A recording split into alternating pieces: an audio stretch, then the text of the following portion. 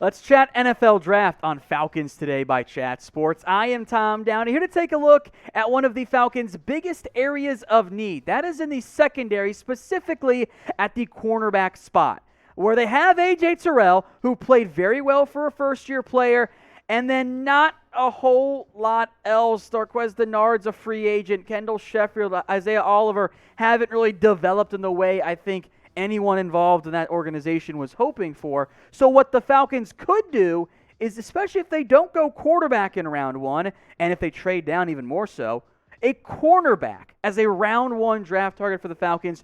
3 names that make sense, plus some others to watch out for later on in the draft. Let's begin with the more local of the guys, I guess. Patrick Surtain out of Alabama, 3-year starter for the Crimson Tide. His best attribute, his technique. This is a very steady player. This is not someone who's going to make a lot of mistakes in terms of his footwork or his technique. And as a result, he's able to overcome and make up for a couple lesser athletic deficiencies. He's not slow. Don't get me wrong there. But he's not exactly a burner like a different guy we'll get to here in just a second. I think he'd form a very, very quality pairing with AJ Terrell. I don't think he has elite ball skills necessarily, but his production backs it up, right? These are all per Pro Football Focus coverage stats this past year in 13 games, 2 touchdowns, less than 300 yards, 9 pass breakups, an interception. He is a cover corner. He could potentially be a lockdown number 1. If the Falcons are looking to address the defense early with the way this cornerback prospect looks, I don't love going cornerback at 4. I also didn't like going AJ Terrell last year where they took him. But if they could trade down and get Surtain, or maybe even Caleb Farley from Virginia Tech, I think that's certainly appealing. And Farley's my next one up, or my next player here I want to discuss.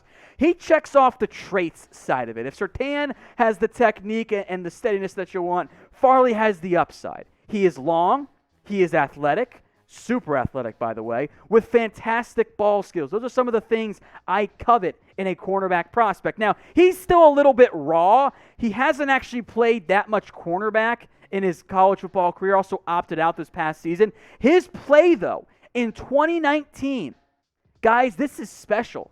36% was the completion rate there, under 300 yards, 4 interceptions, 12 pass breakups. If Caleb Farley had not opted out of the 2020 season and did what he did in 2019 again, I think he would be a very, very popular mock draft pick to the Falcons at number 4. Because of the opt-out, because of some perceived rawness, I think he might slide a little bit, and maybe the Falcons could trade down and still grab him.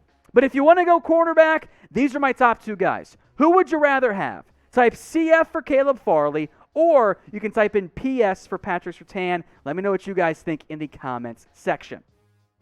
One more, I think, obvious round 1. I'm not going to say lock, but borderline target here for a cornerback. Jaycee Horn, and yes, that is Joe Horn's kid, so there's some NFC South fighting there. He started the year great, and specifically against Auburn and future NFL draft pick Seth Williams. Horn bullied him. I mean, it was an absolute lockdown showing. Now, I don't think there's any reason to draft him at number 4 overall. You could trade down to like 14 and he still might be on the board. Heck, one of the other corners might be there too. So the Auburn game alone is, frankly, some of the best cornerback tape you're going to see this year. He was targeted just 24 times in 7 games this year, allowing a meager 8 catches. Now, 3 of those did go for touchdowns, but he also picked off 2 passes and broke up 6 of them.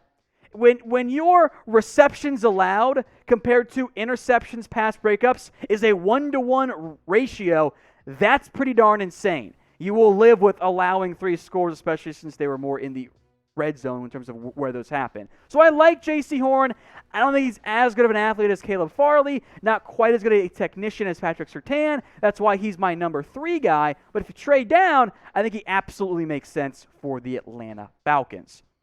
Some other names I wanted to mention, not guys really in play at number 4, but could be in play at the top of round 2 for Atlanta. 2 Georgia kids, Tyson Campbell, Eric Stokes, Both good athletes. Campbell's viewed as having more potential. Stokes a better player right now. 2 nickel corners, Asante Samuel and Elijah Molden. I like both of them. I think if you want to go Farley Horn early, if you get one of those guys later to take over that nickel corner role. Although I think Samuel could be an outside corner in the right type of scheme, probably more of a zone-focused one. And then Greg Newsome at a Northwestern.